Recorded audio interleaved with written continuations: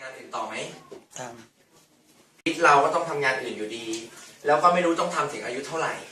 บางทีถ้าคำตอบในชีวิตเราบอกตัวเองว่าอายุ60แล้วเราจะยังต้องตื่นมาทำงานหรือเปล่าถ้าคำตอบนั้นคือยังไม่รู้เลย เราต้องทบทวนแล้วนะชีวิตเราไม่สามารถปล่อยไปเรื่อยๆได้นะครับฉะนั้นเนี่ย5 ปีกับธุรกิจนี้ปักหลักกับมันเราได้เดือนละ500,000นี่ถือว่าโอเคไหมครับน่ารักไหมน่ารักเนาะโอเคนะครับก็อันนี้คือเป้าหมายระยะยาวขอให้เราอดทนและตั้งเป้ากับมันเราจะสามารถที่จะเขาเรียกว่าเกษียณตัวเองได้แบบมีอิสระมีความสุขนะครับความสุขไม่ใช่แค่เงินนะความสุขคือน้องอาจจะได้แบบอยากไปทำอะไรแบบที่เราอยากทำก็ใส่เต็มไปเลยนะครับเราก็มาตั้งเป้าหมายระยะสั้นกันที่100,000 บาทต่อเดือนนะครับนี่คือเป้าหมายระยะสั้น100,000 บาทต่อเดือนนะครับถ้าจะแลกทั้งทีอะครับ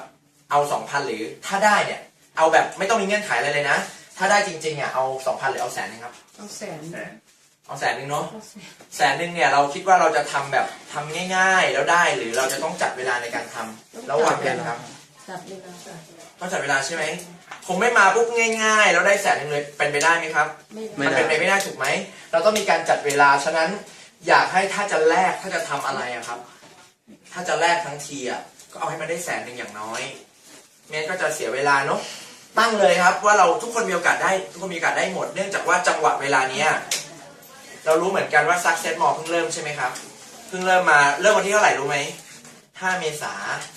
กลุ่มเราเนี่ยอย่างพี่เนี่ยอย่างผมเนี่ยเพิ่งมา1 มิถุนาเองนะครับถึงมา1 มิถุนาเองแต่ก็ถือว่าด้วยความที่เราอาจจะมีประสบการณ์เราเลยทำเร็วทำให้รุ่นที่แล้วเนี่ยพี่ได้ขึ้นเวที Inspiration ไปก็เป็นเวทีใหญ่เลยก็พูดกับคนเยอะๆเนี่ยก็ตื่นเต้นเหมือนกันแต่เราก็เตรียมตัวตั้งใจไปแบ่งปันสิ่งที่จะบอกคือถ้าจะทำนะครับเอาให้มันได้100,000ตั้งเป้าไปเลยนะครับแต่100,000แบบลอยๆไม่ได้เขาเรียก motivation ต้องมีการผ่าออกมาว่าจะได้100,000ได้ยังไงนะครับเราก็มาดูบรรทัดต่อมาจะได้100,000 บาทเนี่ยเราต้องเป็นตำแหน่งที่ชื่อว่า Ruby แผนธุรกิจนะครับมันมีกี่สายนะ2 สาย มีข้างซ้ายกับมีข้างขวาทวนนิดนึงนะถ้าเราทำยอดเราจำได้ไหมยอดฝั่งนี้กี่แต้มนะช่างมันเถอะเราลืมไปแล้วเนาะแต้มมาดูเป็นตังค์ดีกว่ามียอดขายเกิดขึ้น 6,000 บาทฝั่งขวา 9,000 บาทจำหลักนี้ไว้เลยไม่ต้องไปจำคะแนนปวดหัวรู้เลยว่าถ้ามียอดขาย6 กล่องต่อ 9 กล่องแบบเนี้ยเรียกว่า1 ไซเคิลเกิดยอดขายบาทเนี่ยบาทเราจะได้720 บาทเราจำได้เนาะแล้วถ้า 60,000 ต่อ 90,000 เราได้เท่าไหร่ครับศูนย์เพิ่มมาตัวหนึ่งเนาะแล้วถ้า 600,000 ต่อ 900,000 นะครับเราได้แล้วถ้า6 ล้านต่อ 9 ล้านเราได้720,000 ต่ออะไรครับเนี่ยต่อเดือนจด3 ข้อนี้ไว้นะครับยอดขายผมชนใช่ไหม6 ล้านต่อ 9 ล้านได้เงินเท่าไหร่ครับต่อคนต่อเดือนอันนี้เงินถ้าทำแบบนี้ได้ในใต้เราอันนี้700,000เงินของใครครับของเราผมมีคำถาม3 คำถามไว้ถามนักธุรกิจนะครับคำถามที่1จดไว้นะยอดขาย15 ล้านเนี่ยสต็อกกี่บาทครับจะทำธุรกิจทั่วไปเนี่ยต้องการจะขายของออกไปล็อตนี้15 ล้านคิดว่าสต็อกกี่บาทครับอย่างน้อย30 ล้านเพราะ15 ล้านหมุนให้เขา15 ล้านต้องคงไว้เป็นสต็อกหมุนเวียนแล้วนี่สต็อกเท่าไหร่ครับทำซักเซ็ตมอลใครสต็อกให้เราครับบริษัทสต็อกให้เราแต่เรารับกี่บาทนะ700,000ข้อที่2ฟิกคอร์สกี่บาทครับไม่มีฟิกคอร์สในธุรกิจทั่วไปจะได้ยอด15แบบนี้โอ้โหไฟแรงขนาดไหนมีแบบซาวมันซาวประกอบไงอันนั้นใช้ดนตรีอันนี้ใช้ทุบอะไรเนี่ย6 ล้านต่อ 9 ล้านยอดขาย15 ล้านฟิกคอร์สเท่าไหร่ครับมีค่าจ้างพนักงานไหมครับไม่มีค่าอาจจะทำยอด15 ล้านจ่ายค่าเงินเดือนเซลล์ไหมไม่ต้องจ่ายไหมไม่ได้จ่ายถ้าเป็นธุรกิจอื่นจ่ายไหมถ้าเป็นอันนี้จ่ายไหมไม่ได้จ่ายมีค่าแอร์ไหมครับ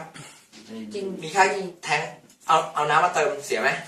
เนี่ยกินน้ำเนี่ยต้องซื้อแทงน้ำมาไหมถ้าเป็นธุรกิจอื่นซื้อค่ะถูกไหมครับที่อื่นจะซื้อหมดอันนี้เราจ่ายอะไรครับแต่รับ720,000แค่ค่าโทรศัพท์โทรหาไม่ได้สต็อกเลย2ไม่มีฟิกคอร์สอะไรเลยไม่ได้มีความเสี่ยงอะไรเลยข้อ3ขายกี่บาทครับ 6 ล้านต่อ 9 ล้านนี่เราขายเหรอครับ เดือนละพันซื้อเอง เราแค่กินเองเนี่ยแค่เดือนละอย่างน้อย 1,000 ขึ้นไป ประมาณ250แต้มอ่ะแต่ยอดขาย15 ล้านเราไม่ได้ขายเลยอ่ะเพราะนั้นคนทำเครือข่ายจะเข้าใจว่าโหต้องขายเยอะขนาดกี่รถบรรทุกถึงจะได้เงินเป็นแสนไม่ใช่เลยครับมันเกิดจากการบริหารองค์กรเห็นไหมเราไม่ได้ขายเลยแต่ทำไมเราได้720,000อ่ะเห็นไหมครับมันเป็นงานที่มี2แบบ2มิติแล้วนะขายก็ได้กำไรแต่ถ้าขยายและบริหารก็ได้เงินเป็นแสนเหมือนกันพอเราเคลียร์ข้อนี้เสร็จปุ๊บนะโอเคเราเอาไว้เคลียร์คนที่เขาทำธุรกิจเขาจะเห็นภาพเลยว่าธุรกิจอื่นเสี่ยงกว่าตั้งเยอะอันนี้ไม่เห็นเสี่ยงอะไรเลยพอเราเคลียร์เสร็จแผนมีกี่สายนะ 2 สาย เราจะรู้แล้วว่าเราจะได้100,000 บาทได้ยังไงนะครับให้เราดูคะแนนข้างอ่อนให้ดูคะแนนข้างอ่อนให้มี150,000 คะแนนสินค้าทุกตัวที่ซื้อก็จะมีแต้มให้นะครับให้เราดูว่าถ้าสินค้า1ตัวสะสมแต้มไปครบปุ๊บก็จะมีตำแหน่งขึ้นมาเราจำได้ไหมมีตำแหน่งอะไรนะ ซุปเปอร์เอ็กซ์ เซกกับอุ๊บซุปกับเอ็กโอเคซุปกับเอ็ก750 แต้มน้องซื้อของกินซื้อคอลลาเจนเนี่ยเดือนหนึ่ง3-4 กล่องก็เป็นซุปแล้วนะครับเอ็กคือคนที่เอาจริงหน่อยอันนี้อาจจะเป็นลูกค้าเฉยๆอันนี้อาจจะเป็นคนเอาจริงเราลองมาดูกันสมมุติซุปเนี่ยเป็นลูกค้าเฉยๆเรามีลูกค้าเยอะๆในองค์กร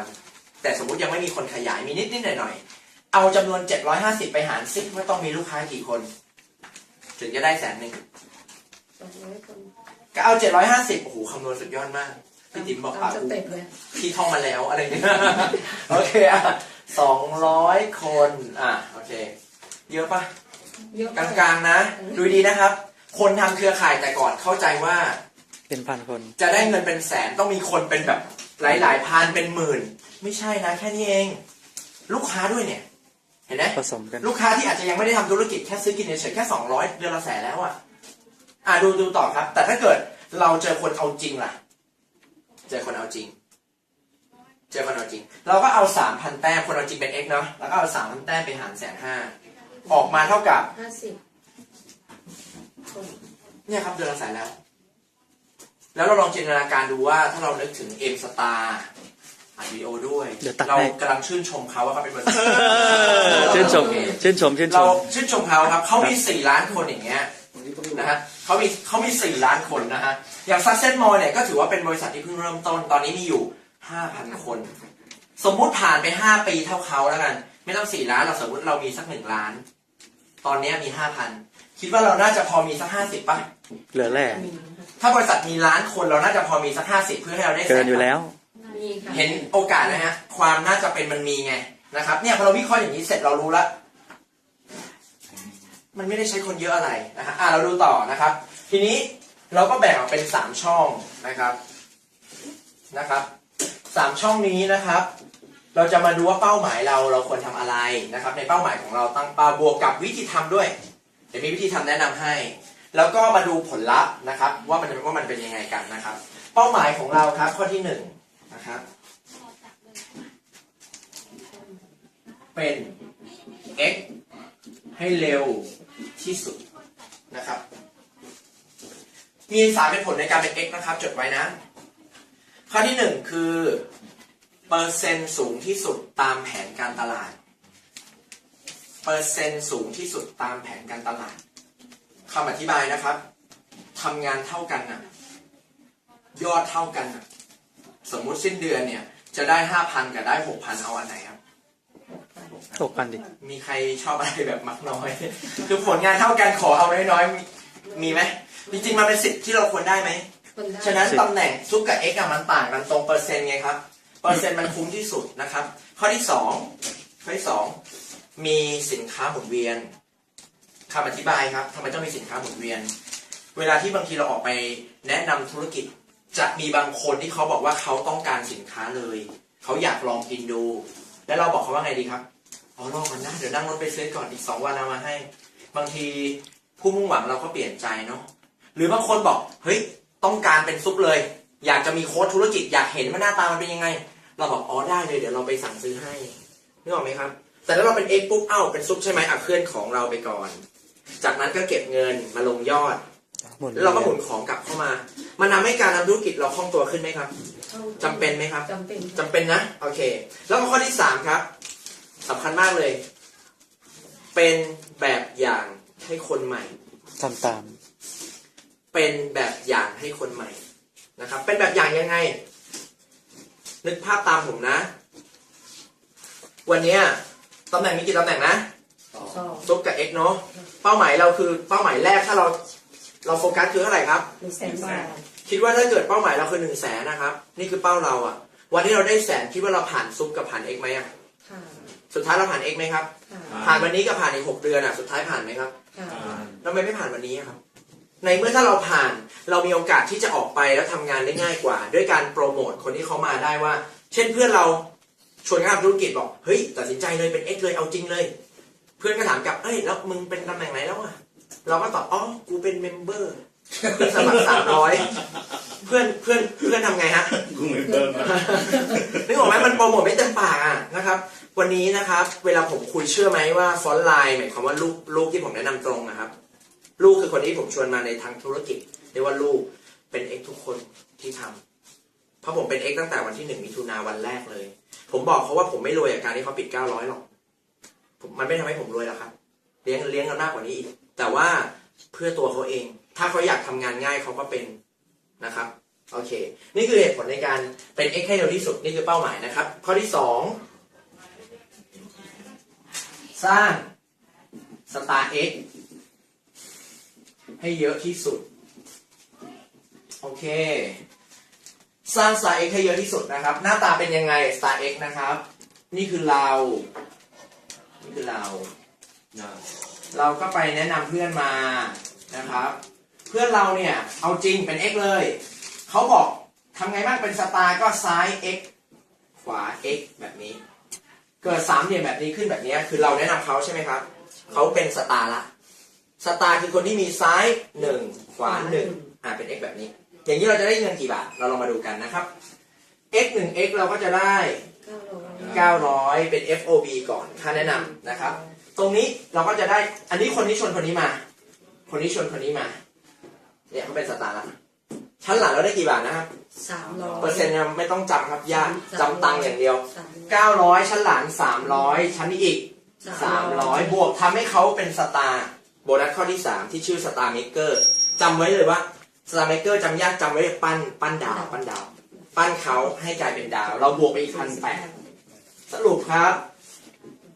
1สตาร์เราได้3,300นะครับถ้าจำพวกนี้ไม่ได้จำตัวเลขนี้อย่างเดียวเลยครับปั้นคนนี้ให้เป็น x ช่วยให้เขามีไซส์1ขวา1ออกไปทำงานร่วมกันเราได้3,300นะครับโอเคอันนี้สร้างแบบเนี้ยให้เยอะที่สุดนะครับแล้วเราจะสำเร็จเร็ววิธีทำมีอยู่2ข้อครับวิธีทำข้อที่1มีลูกค้า4คนลูกค้าประจำ4คนข้อ2มีทีมงานเอาจริง4คนไม่จำกัดระยะเวลานะครับไม่จำกัดระยะเวลามีลูกค้า4คนลองมาดูกันสมมติลูกค้า1คนลูกค้า1คนทานคอลลาเจนเช้า1ซองเย็น1ซองวันหนึ่งกี่ซองครับ2ซองเนาะเดือนหนึ่งคำนวณแล้วจะกิน4กล่อง4คนคูณ4กล่องจะเท่ากับ16กล่องเมื่อกี้เป็น x เท่าไหร่ครับ12กล่องครึ่งเองตีละ13ขายของหมดแล้วทุนลงกระเป๋าเรียบร้อยแล้วเห็นไหมครับลูกค้า4คนเองเนี่ยสเต็ป1คนที่ปิด x ไปก็ชิลแล้วเพราะว่าขายลูกค้าหมดก็เนี่ยครับแล้วคนที่แบบอาจจะทุนน้อยยังไม่พร้อมปิดก็สะสมจนครบได้เห็นไหมครับเนี่ยสเต็ป1จบละผ่านเป็น x เรียบร้อยนะครับข้อ2มีทีมงานเอาจริง4คนหน้าตาเป็นแบบนี้ครับผลลัพธ์นะครับลูปมีอยู่3ลูปนะครับลูป1ครับเราก็แนะนำคนเอาจริงมากี่คนครับในการในเวลาสมมติครบตามลูปเลยเราโฟกัสเลย4คนเราตั้งใจทำ4คนนี้4คน4คน1คนกี่บาทนะ 3,300 4คนอ่ะ 3,42 เสียงโทรศัพท์แรงมากเลยโอเค3,300คูณ4เท่ากับใส่กันไม่เป็นไรนะโอเค3,300คูณ4เท่ากับ13,200ถูกไหมโอเค แล้วเรามีรายได้จากอันนี้ไหมบาลานซ์ อือฮึ เมื่อกี้เฉพาะแค่แนะนำกับสไตล์อย่างเดียว มีบาลานซ์ด้วยไหมครับ มีด้วยเนาะโอเค สรุปเราจะมีรายได้ 20,000 บาทครับ จากสเต็ปแรกนะครับจำหลักไว้ง่ายๆเลยอ่ะหา4คนนี้มาเขาทำอะไรทั้งหมดที่คุยเนี่ยทำอยู่2ข้อแค่เนี้ยทำแค่เนี้ยหาลูกค้า4คนให้เร็วที่สุด หาทีมงานเอาจริง4คนให้เร็วที่สุดทำแค่เนี้ย4คนนี้ทำเหมือนเราเขาหา4คนเอาจริงรูป2ก็ได้ 50,000แล้วครับรูป3กลายเป็น64คน16คูณ4ไงรูป3ได้ 100,000 บาทแล้วครับ1ลูปหมายถึงเงื่อนเวลาบางคนอาจจะทำลูป1จบภายในสัปดาห์เดียวก็ได้เพราะเขาเอาจริงไงเขาบอกเฮ้ยเขาเก็ตละเขาเอาจริงเขารวมคนเลยครับ3คน4คน3คน4คน5คน6คนแล้วบอกผู้แนะนำไปช่วยกันคุยทีเดียวเขาจะทำลูป1จบภายในสัปดาห์เดียวก็ได้แต่ลูป2 4คนนี้อาจจะไม่ได้เร็วเหมือนกันนะครับบางคนอาจจะใช้เวลา2เดือนสรุปลูป2กินเวลาอีก2เดือนก็ได้แล้วครับ 50,000ลูป3อาจจะแบบ16คนกลายเป็น64อาจจะไม่ภายใน2อาจจะ6เดือนเลยถึงแม้คนทำไม่เท่ากันก็กลายเป็นอีก6เดือนสรุป8เดือนเดือนละ100,000ขี้เหร่ไหมครับน่ารักเนาะไม่ขี้เหร่หรอกนะครับเอาใหม่บางคนบอกเอาจริงตั้งเป้าเป็นเดือนเดือนนี้จะเอาจริงจะหา4คนให้ได้พอจบสิ้นเดือนเสร็จ4คนนี้บอกเคลียร์คุยกันชัดว่าเฮ้ยเอาไหมถ้าเอาจริงจับมือกันนะ4คนนี้เคลียร์นะครับลูป2ก็ไปคุยกับ4คนนี้บอกตั้งเป้าเอาจริงไหมอีก1เดือนทำให้ได้ลูป2 4ก็กลายเป็น16อาจจะจบลูป2ใน2เดือนรับ 50,000แล้วผมทำลูป1กับลูป2เนี่ยจบภายใน2เดือนได้นะครับผมผ่านมาแล้วแต่ลูป3เกือบแล้วอีกนิดเดียวนะครับลูป3มันจะกินเวลาไปอีก6เดือนก็ได้หรืออาจจะกินเวลาอีกเดือนเดียวถ้าใครคุยกับ16คนนี้ชัดไงครับ16คนนี้บอกเฮ้ยเอาจริงก็แค่4คนเองอะนะครับเนี่ยถ้าตั้งใจทำจริงเนี่ยลูกค้า4กับคนเอาจริง4ยังไงก็ทำได้ถ้าตั้งใจทำจริงนะครับฉะนั้นผมสรุปอย่างนี้ครับว่าทั้งหมดที่เราคุยกันเนี่ยมีวิธีทำอยู่แค่นี้ครับที่ฟังมาทั้งหมดเนี่ยทั้งวันเนี่ยจำ2ข้อนี้ได้ถือว่าสำเร็จแล้วตั้งเป้าเลยเอาจริงลูกค้า4คนทำงาน4นะครับถามได้ ลูกสีเนี่ยนะ อ๋อลูก สีเนี่ยแหละ ลูก3 ลูกหนึ่ง ลูก1 สี่ ผมทวนนะครับอันนี้ทันไหมทันเนาะโอเคเดี๋ยวผมทวนอีกทีหนึงลูป1ก็คือเมื่อกี้เราหาคนเอาจริงกี่คนนะครับ4คนเขาเป็นอะไรครับปั้นเขาเป็นสตาร์3,300คูณ4ได้เท่ากับ 13,200บวกกับรายได้มีรายได้บาลานซ์ด้วยไหมครับถูกไหมเมื่อกี้เราคำนวณแต่ FOB กับ Star Maker ยังไม่ได้คำนวณไซเคิลเลยรายได้จากการสร้าง 6,000 9,000 เนี่ยเราจะมีรายได้ประมาณ 20,000 บาทในลูปที่1แค่นี้เองจากนั้นสอน4คนนี้บอกว่าให้ทำยังไงบ้างนะเข้าร่วมโปรเจกต์นี้กันเอาไหมคือเราถามเขาเลยเขาบอกเอาดิเอาด้วยกัน4ก็ไปทำ2ข้อนี้เหมือนเราเขาหามา4กลายเป็น16เราจะได้ประมาณ 50,000นะครับแล้วก็16คูณ4จะกลายเป็น100,000จบแล้วครับอยู่ที่ลูปเราเนี่ยเราทำลูปใครทำลูป1ได้เร็วที่สุดคนนั้นก็สำเร็จเร็วที่สุดนะครับโอเคอันนี้อาจจะเป็นเรื่องของการวางแผนผมจบละแต่วันนี้สเปเชียลเลยถือว่า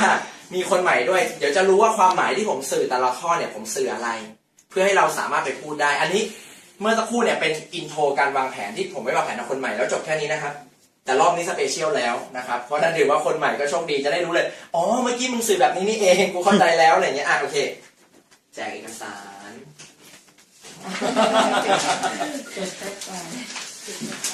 นั่นแหละครับจดผ่านมือเราจะจำได้ไงผมถึงไม่แจกก่อน โอเคคราวนี้ผมจะทำการสตาร์ทอัพแล้วนะอันนี้จะเป็นกระบวนการทั้งหมดเต็มลูปนี้ว่าสตาร์ทอัพเรียกว่าสตาร์ทอัพนะครับโอเคก่อนที่จะทำการสตาร์ทอัพเนี่ยผมจะทำสิ่งนี้ก่อนเรียกว่า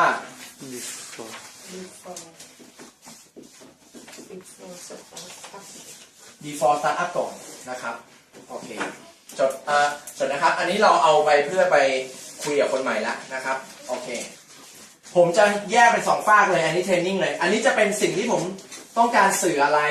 อย่างเงี้ยครับผมต้องการถ่ายทอดอะไรสิ่งที่ผมถ่ายทอดกับอันนี้คือแนวคิดในการถ่ายทอดว่าอันนี้เป็นฝากเวลาเราพูดอันนี้เป็นฝากที่เราเนี่ยเรารู้แล้วว่าเราต้องการสื่ออะไรในการพูดนะครับอันนี้เป็น level leader เลยนะครับ การถ่ายทอดนะครับก็ข้อที่หนึ่งครับ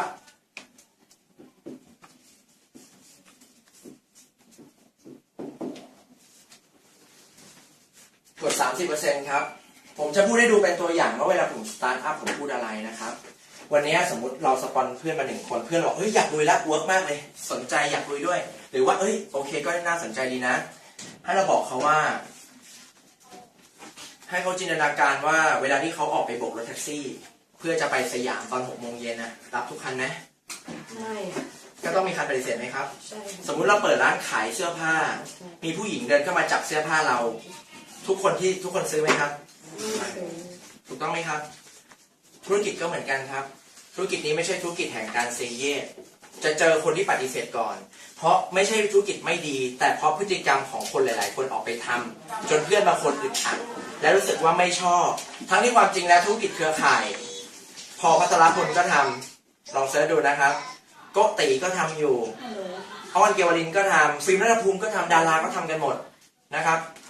ด็อกเตอร์หมอเขาก็ทำเครือข่ายกันฉะนั้นกด 30% ก็คือเมื่อเขาออกไปเขาจะเจอคำปฏิเสธมากกว่าคำตอบรับจะเจอคนปฏิเสธมากกว่า จะเจอคนที่ไม่เข้าใจนะครับ จะเจอคนที่บางทีเนี่ยไม่น่าจะปฏิเสธอะดูน่าจะแบบคิดได้ แต่ก็อาจจะคิดอีกแบบหนึ่งนะครับ ฉะนั้นทุกอย่างเป็นกฎ 30% หมดนะครับกฎ 30% ผมสื่ออะไรกับคนใหม่ ขอไม่ได้พี่ต้องทำไปแล้วก็จะ 10% เนี่ยผมสื่ออะไรกับคนใหม่นะครับสำคัญนะเราจะทำธุรกิจเราต้องทำการวัคซีนนะครับเพราะว่าเขาออกไปเขาจะเจอคนที่ไม่เข้าใจธุรกิจตามธรรมชาติเลยแล้วธรรมชาติอะครับคนเนี่ย100 คนอะมีคนที่สำเร็จอยู่สัก 5% 10% เพราะ 90% ที่เหลือได้รับการถ่ายทอดวิธีทำแบบคน 90อะนึกออกปะอะแบ่งฝ้าแล้วกันฝ้านี้ 90ฝ้านี้ 10 โดยธรรมชาตินะไอเนี่ยทำไม่เป็นไอเนี่ยทำเป็นไอคนทำไม่เป็นเนี่ยก็สอนวิธีให้กับคนทำไม่เป็นไปเรื่อยๆไอคนทำเป็นก็มีอยู่ไม่กี่คนแล้วก็ได้ตังค์กันเป็นแสนแล้วเราก็เข้าไปถึงเขาส่วนใหญ่ถูกถ่ายทอดโดยคนทำไม่เป็นพอออกไปสู่ภาคสนามจริงคนก็โดนปฏิเสธนะครับปฏิเสธคุยไป10 คนเหลืออยู่3 คนอย่างเงี้ยเขาก็รู้สึกว่าธุรกิจนี้มันยากผมบอกว่ามันไม่ได้ง่ายนะครับแต่ว่ากด 30% เนี่ยผมกำลังจะบอกว่าทุกๆ3 คนพี่แนนสวัสดีครับ วันนี้เห็นโกงนะครับ ทุกๆ3 คนที่เราโทรนัดหมายจะมี1 คนที่ตอบรับทุกๆ3 คนที่ตอบรับจะมี1 คนที่มาตามนัดหมายถึงเบี้ยวนัดไป2นะทุกๆ3 คนที่มาตามนัดจะมี1 คนที่สมัครทุกๆ3 คนที่สมัครจะมี1 คนที่ตัดสินใจทำทุกๆ3 คนที่ตัดสินใจทำจะมี1 คนเป็นเพชรคือวิ่งกระฉูดยอดเป็นแสนเลยค่าเฉลี่ยของกฎ 30% นะครับจะมากกว่านี้ถ้าเราพัฒนาตนเองหมายถึงเราพัฒนาจนเราเก่งขึ้นเราสามารถสอนดูแลเขาได้ดีขึ้นกฎ 30% ถึงจะออกผลกลายเป็น 50 กลายเป็น 60 กลายเป็น 70 นะครับสุดท้ายนะครับอย่างที่บอกครับไม่มีทางที่เราจะเจอคำตอบรับมากกว่าปฏิเสธถ้าทุกคนตอบรับเราหมดเลย20 คนคุย20ตอบรับ20ไม่เราว่าเขาต้องผิดปกติสักอย่างนะครับไม่เราก็เป็นอาจจะเป็นเทพมาเกิดอะไรอย่างเงี้ยเพราะฉะนั้นมันเป็นไปไม่ได้สิ่งที่เราต้องทำก็คือ เราต้องวัคซีนระบบความคิดของคนใหม่ของเราให้เขารู้ครับเขาต้องรู้ว่าเขาจะต้องเจอกับอะไรเมื่อเขาออกไปภาคสนามและเขาก็จะเข้าใจบางคนบอกโอ้โห30% 3 ได้ 1 เองยากไหม ไม่อยาก จริงๆเราไม่ได้ดูดีนะครับเราไม่ได้ต่อสู้กับกฎเฉลี่ยของธุรกิจเครือข่ายเรากำลังต่อสู้กับกฎเฉลี่ยมนุษย์อยากได้แต่ไม่อยากทำไหมครับเนี่ยคือธรรมชาตินะครับเพราะฉะนั้นกฎ 30% ไม่ได้เกิดขึ้นเฉพาะในเครือข่ายมันเกิดขึ้นกับทุกธุรกิจไม่งั้นเราจะเห็นคนรวยเดินกันเต็มถนนเลยแล้วคนมีเงินน้อยจะมีนิดเดียวก็นี่คือความเป็นจริงไงครับคนที่จะเปลี่ยนแปลงถึงต้องเอาชนะกฎข้อนี้ได้ไงครับแต่ถ้าเราไม่วัคซีนบอกเขาแต่แรกเขาจะไม่เข้าใจแล้วเขาพอเข้าใจปัญหาเขาจะหลุดออกไปไงครับนะครับโอเคข้อที่1นะอันนี้ผมเคลียร์แนวคิดเลยนะครับข้อที่2 การตั้งคำถามนะครับการตั้งคำถามเวลาจะเริ่มที่จะทำการสตาร์ทอัพการใช้ลักษณะการตั้งคำถามนะครับสมมุติพี่ถามน้องแล้วกันโอเคพี่ถามน้องว่าสมมุติว่าน้องเนี่ยต้องการประสบความสำเร็จในงานนี้น้องอยากได้สัก 2,000 หรือ100,000ครับถ้าเลือกได้สมมุติก่อนเอา100,000เนาะ100,000เนี่ยคิดว่าเราต้องทำไปเรื่อยๆหรือต้องทำอย่างจริงจังครับต้องทำอย่างจริงจังเนาะแล้วทำอย่างจริงจังเนี่ยเราเอาแค่เศษเวลามาทำว่างก็มาทำหรือเราน่าจะจัดสรรบริหารเวลาหรือจัดเวลามาทำครับก็น่าจะจัดสรรเวลามาทำเนาะโอเคแล้วถ้าหากว่านับจากนี้น้องมีโอกาสได้100,000เนี่ยภายใน6 เดือน1 ปี 2 ปีเนี่ยน้องเอาจริงไหมเราจะไปวางแผนร่วมกันเอาจริงโอเคอันนี้เป็นตัวอย่างเขาเรียกว่าเวลาสตาร์ทอัพให้ตั้งคำถามแต่เป็นคำถามเชิงโอ้นี่เชิงลึกกันเนี่ยคนใหม่รู้หมดเลยนะเนี่ยเป็นคำถามเชิงเขาเรียกว่าตั้งคำถามเชิงชี้นำให้เขาเป็นคนตอบไม่ใช่เราตอบเองสำคัญนะครับอย่าตั้งคำถามแบบเนี่ยอย่าใช้วิธีนี้เฮ้ยไปทำด้วยกันเถอะน้องรวยแน่เชื่อพี่มาลุยกันน้องเชื่อพี่คือเขาไม่ได้ตัดใจด้วยตัวเขาเองไงแต่ถ้าเราตั้งคำถามให้เขาตอบเขาพูดออกมาเองเขาก็จะคิดพอคิดเสร็จเขาก็จะวางแผนแล้วเขาก็จะลงมือทำเองเพราะนั้นให้ใช้คำถามเชิงชี้นำอย่าให้เขาคิดแบบไหนก็ตั้งคำถามแบบนั้นแล้วให้เขาตอบออกมาเหมือนเมื่อกี้พี่บอกน้องว่าพี่ทวนนะจากคำถามน้องว่าระหว่าง 2,000 กับ100,000ถ้าสมมติว่าได้แล้วน้องเอา 2,000 หรือ100,000ครับเป้าหมายมาแล้ว100,000เห็นไหมระหว่างโอเคสมมุติว่า100,000 บาทเนี่ยน้องคิดว่าน้องอาจจะแบบทำไปเรื่อยๆหรือน้องต้องทำอย่างจริงจังถึงจะได้ครับจริงจังเห็นไหมพูดแล้วทำอย่างจริงจังนั่นคือตัวเขาบอกของเขาแล้วไงทำอย่างจริงจังโอเคแล้วคิดว่าใช้แค่เสร็จเวลามาทำหรือต้องจัดเวลาครับจัดเวลาเห็นไหมครับก็คือเขาจะคิดเองแล้วว่ามันคงไม่ได้ง่ายๆแล้วมันก็ต้องมีการวางแผนแล้วก็จัดเวลาแล้วทำจริงจังเนาะนะครับแล้วก็สุดท้ายก็ถามกันตรงๆเลยเราเอาจริงเราจะพาเขาไปสำเร็จเอาจริงไหมเดี๋ยวเราช่วยกันก็ให้ความอบอุ่นเขาแล้วก็ช่วยเขาจริงๆนะไม่ใช่สัญญาเรียบร้อยพอเขาทำเสร็จหายปล่อยเขาทำอยู่คนเดียวก็อย่าทำอย่างนั้นนะครับโอเคเขาเรียกว่าคำถามเชิงชี้นำเป็นหลักการจิตวิทยาข้อหนึ่งนะครับซึ่งอยากให้เราจำไว้ใช้นะครับข้อ3ครับสำคัญมากเลยเรียกว่า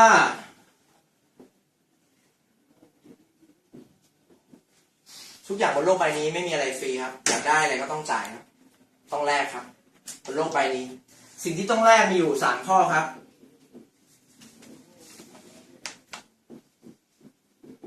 3ข้อนะครับคุยกับเขาเลยแรงก็คือเมื่อเขาเริ่มต้นที่จะออกไปแนะนำใครสิ่งที่เขาต้องเจอแน่ๆคือคำปฏิเสธบางคนไปแล้วเหลวบางคนไปแล้วไม่ยอมซื้อของไม่ยอมสมัครเลยเขาอาจจะต้องเสียแรงบางครั้งอาจจะต้องเดินทางไกลรถติดเจอฝนตกบางทีอาจจะอยู่ไกลเลยอาจจะอยู่จังหวัดอื่นเลยต้องเดินทางมาเข้าประชุมเพราะนั้นสิ่งที่เขาต้องเสียแน่ๆคือการลงแรงก็คือการจ่ายบางสิ่งบางอย่างออกไปเพื่อรับบางสิ่งบางอย่างเข้ามาเป็นหลักการของทุกอย่างบนโลกใบนี้เพราะฉะนั้นเหนื่อยเพิ่มแน่ๆไม่ใช่สบายครับการที่ทำงานอยู่แล้วและจะทำงานอะไรสักอย่างหนึ่งเพิ่มเหนื่อยเพิ่มแน่ครับจริงไหมครับเอาความจริงมาคุยกันเหนื่อยเพิ่มแน่ๆครับแล้วก็ข้อ2เวลาบางคนบอกโอ้เหนื่อยเพิ่มแล้วต้องจัดเวลาด้วยจะไม่ต้องจัดเวลาไหมครับเราอาจจะเสียสมดุลชีวิตบางอย่างสมดุลชีวิตของเราเช่นเราอาจจะเป็นคนที่ติดละครต้องดูละครทุกวันทุกตอนบางทีเปิดช่องสลับกันขอติดตาม2 เรื่องนะครับแต่ในความเป็นจริงแล้วอะครับสมดุลชีวิตแบบนี้เราต้องถามตัวเองว่าสมดุลแบบนี้มันตอบโจทย์ชีวิตของเราจริงๆไหมถามลึกๆก็ได้ครับวันนี้เลี้ยงพ่อแม่ดีแล้วหรือยังครับนะครับผมเคารพทุกงานทุกอาชีพนะแต่คนเราต้องหันมาถามตัวเองไหมว่าวันนี้เลี้ยงตัวเองยังยากเลยค่าของชีพก็แพงพ่อแม่ทุกครั้งที่เรารู้สึกว่าเรายังอายุน้อยอยู่ยังไม่ต้องรวยก็ได้อายุพ่อแม่ถอยหลังลงไปเรื่อยๆนะครับไม่มีเวลาล้อเล่นนะครับชีวิตคนเราอะไรก็เกิดขึ้นได้นะครับในวันรุ่งขึ้นฉะนั้นอาจจะเสียสมดุลชีวิตบางอย่างเพื่อเอาสมดุลในชีวิตคืนมาดีกว่าไหมครับดีกว่ายอมเหนื่อยเพิ่มแต่ถ้า5 ปีเราเกษียณเดือนละ500,000 ถึง 1 ล้านเราจะบอกเลยว่ามันคุ้มในการที่เราจะแลกกับมันแรงและเวลาจัดเวลาครับจะไม่ต้องจัดเวลานะครับข้อ3เรื่องทุนทำธุรกิจทุกอย่างมันต้องมีการลงทุนนะครับจะมากจะน้อยต้องมีการลงทุนที่ต้องจ่ายก็คือแน่ๆเลยคือการ ค่าโทรศัพท์เตรียมไว้ได้เลยครับ เราอาจจะเคยมีค่าโทรศัพท์เดือนละ 1,000 บาทจากการคุยเมาส์กับเพื่อน แต่เราอาจจะต้องเปลี่ยนค่าโทรศัพท์ในการคุยเมาส์มากลายเป็นทำธุรกิจ เราอาจจะมีค่าโทรศัพท์เดือนละ 2,000 บาทก็ได้ แต่นี่คือหน้าร้านเรานะครับ เหมือนเราจะค้าขายอ่ะ ถ้าสมมุติเราจะค้าขายแล้ว เอกเปิดร้านนวดจ่ายค่าเช่าไหม ลูกค้าไม่เช่ายังต้องจ่ายไหม ค่าโทรศัพท์ก็คือหน้าร้านเรา ให้เราเข้าใจว่านี่คือการลงทุนที่เราต้องลง เพียงแต่มันไม่ได้เยอะอะไรไงครับ เราสามารถควบคุมและแมเนจได้นะครับตัดเตรียมไว้เลย นี่คือสิ่งที่จ่ายแน่ๆ ค่าโทรศัพท์นะครับ ค่าโทรศัพท์บวกกับสิ่งนี้ครับ การสื่อสารที่รวดเร็ว เวลาที่เราไปทำการแสดงแผนเนี่ย ให้เราพูดถึงสมมตินะ น้องพาพี่ไปพาไปเจอพี่ท็อปสมมติจะมาสปอนเซอร์พี่ท็อปแล้วกัน พาพี่ไป น้องบอกพี่ท็อปนี่อัพไลน์อัพไลน์คุยหน่อย กับอีกแบบหนึ่งน้องบอกว่าเนี่ยพี่ท็อปพี่คนนี้นะหนูได้ทำงานกับเขาแล้วได้สัมผัสนิสัยใจคอเขานิสัยใจคอเขาโอเคมากเลยเขาเป็นคนที่ตั้งใจทำงานแล้วก็เป็นคนนิสัยดีมากๆวันนี้ปกติเขาก็ไม่ค่อยว่างนะแต่เขาเนี่ยจัดเวลามาคุยโปรเจกต์ตรงนี้เพื่อช่วยหนูอยากให้พี่ลองตั้งใจฟังพี่เขาพูดหน่อยว่าโปรเจกต์ตรงนี้อาจจะทำให้พี่มีรายได้เข้าตั้ง30,000 50,000น่าฟังขึ้นไหมทางนี้จะเกรงใจไหมครับก็จะเกรงใจแล้วก็รับฟังถ้าเราไปถึงอัพไลน์เอาคุยกับพี่ท็อปเท่าไหร่นะพี่ท็อปเขาเนี่ยเป็นนักธุรกิจรวยมากเลยนะเขาเป็นประสบความสำเร็จทุกอย่างเลยคุยเป็นไงไม่เป็นพลังตกเลยไม่ออกไหมเพราะนั้นเราต้องเข้าใจกระบวนการนี้ก่อนแสดงแผนช่วงแรกเรายกย่องอัพไลน์ไม่ได้ต้องการให้ชมหรอกครับแต่ต้องการให้เคสของเราทำงานแล้วได้ผลเพราะนั้นเราต้องยกย่องที่นิสัยเป็นหลักผลลัพธ์รายได้เล็กน้อยเช่นเนี่ยเขาทำแล้วนะพี่เขาประสบความสำเร็จจากการที่ทำตามระบบวางแผนมีรายได้4 เดือนได้ 80,000 กว่าบาทอยากให้พี่ลองฟังอะไรอย่างเงี้ยก็ทีอัพหน่อยเขาเรียกว่าทีอัพไลน์เพื่อให้ทำงานง่ายนะครับพอตอนจบการสปอนเซอร์ให้เราทำสิ่งนี้ผู้นำจดเลยนะ AAR แปลว่า Action After Review After Action Review ใครไม่รู้ยุ่งเลยนะนี่ภาพออกไหมครับอนาคตเนี่ยคนนี้ที่เราไปช่วยเขาคุยกับคนเนี้ย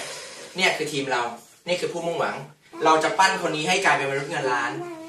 และเรายังสปอนเซอร์ให้เขาอยู่อย่างนั้น10 เคสก็แล้ว15 เคสก็แล้ววิ่งไปช่วยเขาอยู่นั่นแหละแล้วถ้าเขามีทีมเยอะๆแล้วใครจะไปช่วยทีมเขาครับใครไปช่วยเราก็เหมือนกับเขาเรียกอะไรตกปลาป้อนให้เขาแล้ววันหนึ่งพอเขามีลูกเขาเลี้ยงลูกไม่เป็นตกปลาไม่เป็นอะไรอย่างเงี้ยนึกออกไหมครับเลี้ยงลูกไม่เป็นเพราะฉะนั้นให้ทำการ AAR ทุกครั้งที่เราออกไปสปอนเซอร์ผมจะ AR ตลอดถ้าเกิดจังหวะไม่ได้เขาอยู่กับเกสผมจะโทรศัพท์ AR คือ After Action Review หมายความว่าทุกครั้งที่ไปสปอนเซอร์เนี่ยเราต้องทำการสรุปเหมือนกับเราไปสปอนเซอร์พี่ท็อปกันมาเรียบร้อยละน้องครับเมื่อกี้พี่คุยอะไรไปบ้างครับน้องบอกสมมุติโอเคคือสมมุติเราคุยไปแล้วน้องโอเคน้องก็เล่าว่าเนี่ยนะพี่คุยไปแบบนี้ทำไมคิดว่าพี่คุยแบบนี้ครับเพราะว่าอะไรเห็นไหมให้เขาคิดตามเราว่าทำไมเราถึงคุยแบบนี้น้องก็จะให้วิเคราะห์เพราะว่าพี่เขาเนี่ยเป็นนักธุรกิจคงจะไม่ได้แบบเรื่องเงินมากมายแต่คงขาดเวลาพี่ถึงเน้นเรื่องเวลา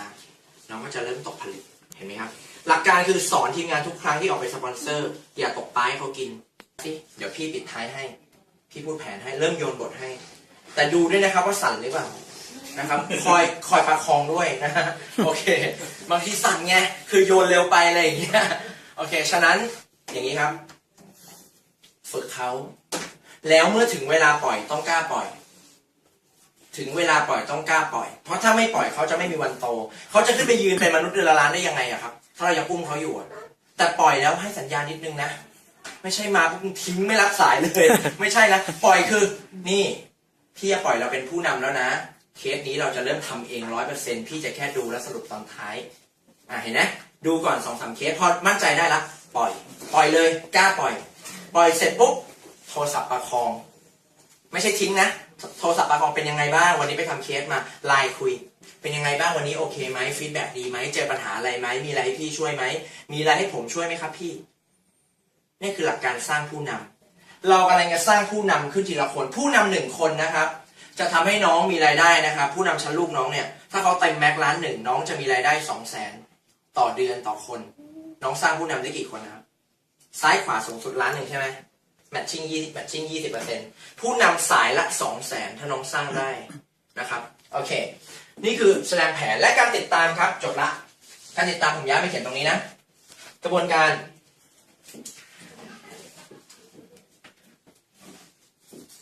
วันนี้คนใหม่หัวช้ำเลยนะครับเพราะว่านี่ลงดีเทลเยอะมากเลยนะครับแต่ก็โอเคถือว่าโชคดีเพราะว่าจริงๆนี่เป็นเลเวลที่ต้องสอนระดับแบบคนที่แบบเริ่มทำงานเริ่มมีองค์กรแล้วแต่คนใหม่ก็จะได้เรียนไปด้วยนะครับจำเป็นต้องกลับไปทบทวนเพราะว่าเลเวลนี้มันยากนิดนึงแต่อย่าเพิ่งไปตกใจนะว่าต้องทำเยอะขนาดนี้นะครับเพราะเราจะมีอัพไลน์ช่วยเราก่อนในช่วงเริ่มต้นเมื่อเราออกไปแชร์ลิงก์เนี่ยคือเราไปสปอนเซอร์เคล็ดลับคือ48 ชั่วโมงต้องนัดเจออีกรอบหนึ่ง48 ชั่วโมงต้องนัดเจออีกครั้งหนึ่งให้ได้ภายใน 1-2 วันต้องเชิญมาเคลียร์อะไรบอกโอเคสปอนเซอร์เสร็จแล้วใช่ไหมครับเนี่ยเดี๋ยวเราจะวางแผนการทำงานให้หรือบางทีผมอย่างนี้เลยผมแกล้งไม่ให้ชุดสมัครผมทำอย่างนี้ถ้าเกิดบางคนยังไม่ตัดสินใจเยอะนะผมแกล้งไม่ให้ชุดสมัครจริงมีท้ายรถบอกอ๋อผมลืมว่าชุดสมัครมาเอาอย่างนี้นะพี่นะเดี๋ยวอีก2 วันเราเจอกันเดี๋ยวผมเอาชุดสมัครมาให้แน่มีทิปลองดูนะลองดูคือเราต้องนัดเจอเขาอีกครั้งให้ได้นะครับเพื่อเอางี้หลักการง่ายๆเลยระบบความจำคนอะวันนี้ที่เราคุยกันทั้งหมดอะผ่านไป3 วันจะเหลือ 10% นี่คือเรื่องจริงถ้าไม่ได้ทวนจะเหลือแค่ 10% น้องจำได้ไหมครับว่าอาทิตย์ที่แล้วกินข้าวกับอะไรวันอังคารตอนเย็นนะครับนี่คือระบบความจำคนมันเป็นเรื่องจริงฉะนั้น48 ชั่วโมงต้องนัดเจอเขานะครับให้เร็วที่สุดแล้วทำการสตาร์ทอัพเลยถามเลยเอาจริงไหมกระตุ้นให้เกิดการอยากทำเสร็จปุ๊บเหวี่ยงเข้างานที่ชื่อว่า Restart คือในห้องนี้ครับคือการมาดูรอบ2แล้วก็เหวี่ยงเข้างานเนี่ยเขาเรียกว่าการเพิ่มระดับการตัดสินใจการทำให้เขาอยู่ในบรรยากาศหมายถึงเนี่ยพามาเจออัพไลน์ด้วยพามาเจอไซด์ไลน์นะครับเช่นคนเป็นนักศึกษาพาไปเจอนักศึกษาเหมือนกันคนเป็นวิศวกรพาไปเจอท่านเบียร์อย่างเงี้ยวิศวะคุยกับวิศวะภาษาเดียวกันนะฮะคนที่แบบเป็นแบบสไตล์ไฮโซหน่อยพาไปเจอดาราอัพไลน์เราน้องนิวมีดาราเป็นอัพไลน์ก็พาไปเจอเขาบรรยากาศจะทำให้เขาเพิ่มระดับการตัดสินใจไปกี่ระดับนะ3 ระดับ 1ลองลองท ลองดู ำลองดู 2ลอง ลองทำ 3เอาจริง อยากให้เขาอยู่ระดับ3ไหมครับ อยาก ใช้บรรยากาศให้คุ้มเหวี่ยงเข้าไปต่อชื่องาน Y หรือ Inspiration มี2อย่าง Y กับ Inspiration เวลาจะพาใครเข้างานให้บอกเขาว่างานเข้าไปเพื่ออะไรนะอย่าพูดแบบไปเข้างานเพราะเขาไม่เข้าใจวัตถุประสงค์บางคนคิดลบเลยนะบอกให้ชัด Inspiration เข้าไปเพื่อดูตัวอย่างคนที่เขาประสบความสำเร็จว่าเขาใช้วิธีไหนเคล็ดลับยังไงในการทำจนสำเร็จจะมีบรรยากาศของคนที่ประสบความสำเร็จนะครับให้เคลียร์เลยว่าเข้าไปเนี่ยโดน motivate แน่นอน คือบอกแต่เนิ่นๆเลยรู้เลยว่าเข้าไปเพื่อไปดูตัวอย่างคนที่เขาสำเร็จเขามาแชร์ประสบการณ์บางคนแอนตี้มันไม่ใช่ยุคเก่าแล้วนะพาเข้าไปเสร็จอู้ตื่นเต้นไม่ใช่ครับแอนตี้มึงพากูมา motivate เหรอนี่กูบอกแต่แรกแล้วงาน motivate แต่สังคมข้างนอกมีใครมา motivate เราบ้างมีไหมเจ้านายมา motivate เราน้องตั้งใจทำจะได้แซงพี่ขึ้นมายึดตำแหน่งพี่แล้วพี่โดนไล่ออกสู้มีไหมอ่ะถ้าสังคมข้างนอกเขากดกันไงแล้วถ้ามัน motivate แล้วชีวิตดีขึ้นอ่ะไปติดอะไรอ่ะคำว่า motivate ให้ชีวิตดีขึ้นเอาไหมสิ่งนี้ติดคือเรื่องของการไม่ชอบคือขี้โม้ไม่ใช่ครับแต่ถ้าพูดเรื่องจริงแล้วทำให้ชีวิตเราดีขึ้นเขาเรียก motivate ครับแยกให้ออกโม้กับโมไม่เหมือนกันนะครับเพราะนั้นเคลียร์ไปเลย inspiration คืออะไร Y คืออะไร Y คือคอร์สที่แบบโคตรดีเลย Y จะพูดถึง success มองแค่บางๆแต่จะดึงศักยภาพที่เรามีอยู่ในตัวเราออกมาปัญหาที่เราเคยเจอปัญหาชีวิตคู่ปัญหาความรักปัญหาการทำงานปัญหาแฟนอย่างงู้นอย่างนี้ปัญหาชีวิตเราจะถูกแก้ในYพลังที่เรามีอยู่ในตัวเราที่จะทำให้เราลุกขึ้นมาทำเพื่อคนที่เรารักจะถูกบอกในคอร์สYนะครับเราจะได้เรียนรู้กับการดึงศักยภาพวิธีคิดของเราเราจะเพิ่มระดับการตัดสินใจแบบสุดๆเลยอะเราจะบอกว่าโหโชคดีที่เข้าคอร์สนี้เหมือนพี่2 คนนั้นนะครับที่ผมสปอนมาครับซึ่ง2 คนนี้ปัจจุบันก็ลุยสุดๆวิ่งแหลกแล้วคือเขาเก็ตแล้วไงเขารู้วายเขาแล้วไงครับ พาตัวเองไปดูให้ได้ครับใครมาทำ Success More สมัครนะ เราไม่ได้เข้าวายนะอย่าบอกว่าทำ Success More นะเพราะแปลว่าเข้าไม่ถึงนะครับจะเข้าถึงต้องเข้านี่ Y ถึงจะรู้ว่าคอร์สเป็นยังไงนะครับจากนั้นก็พาทีมเราเนี่ยเหวี่ยงไปเรื่อยๆพอไปช่วยทีมสปอนแชร์ลิงพามาที่ออฟฟิศก็ได้เหวี่ยงเข้ารีสตาร์ทพาเข้า Y Inspiration ปึ๊บปึ๊บปึ๊บปึ๊บปึ๊บปึ๊บปึ๊บแบบนี้ไปเรื่อยๆน้องก็จะประสบความสำเร็จพี่ก็จะประสบความสำเร็จนะครับเพื่อนๆก็จะประสบความสำเร็จเดือนละเท่าไหร่ก็ได้ที่อยากได้อะก็อยู่ที่ความตั้งใจของเราแล้วนะครับก็จบละอยากถามอะไรเพิ่มครับถามได้เลย